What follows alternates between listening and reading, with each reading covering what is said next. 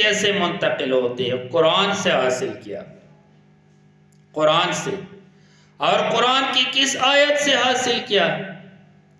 اس آیت سے حاصل کیا کہ جب عورت جو ہے نا بیوہ ہو جائے تو اس کے لیے 4 مہینے اور 10 دن جو ہے نا یہ عدت ہے۔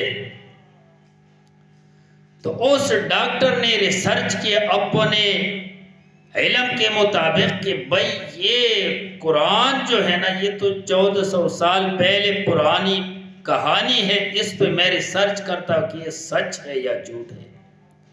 مسلمانوں سن لو،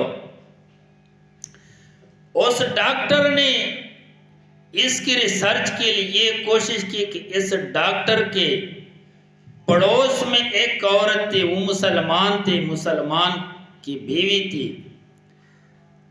تو جب اس عورت کا جو خاوند وفات ہو گیا تو اس عورت نے 4 مہینے اور 10 دن گھر میں گزارے اور گھر سے نہیں نکلتی تھی۔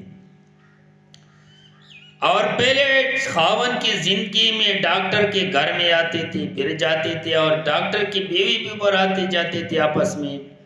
ڈاکٹر کے اپنے 3 بیٹے تھے۔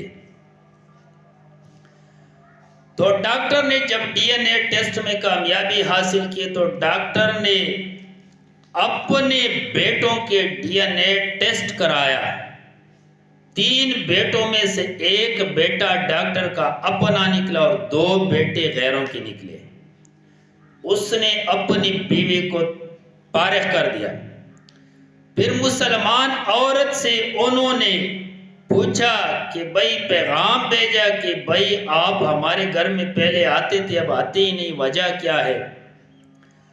اس نے جواب دے دیا کہ ہماری اسلام میں یہ ہے کہ جب کوئی بندہ مر جاتا ہے تو اس کی بیوی کو چاہیے کہ 4 مہینے 10 دن گھر سے نہ نکلے، یہ خاوند کے انڈر میں ہے۔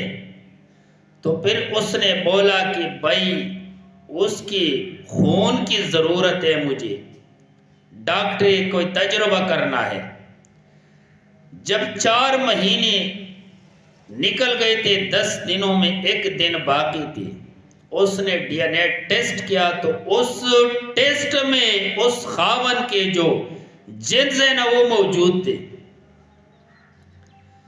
تو پھر 10 دن بعد اس نے پھر ٹیسٹ کیا تو جنس موجود نہیں تھے۔ اس پر سائنس والے سمجھ آ جاتے سائنس والوں کو، یعنی اس کے جو اثرات ہے خاوند کے 4 مہینے اور 10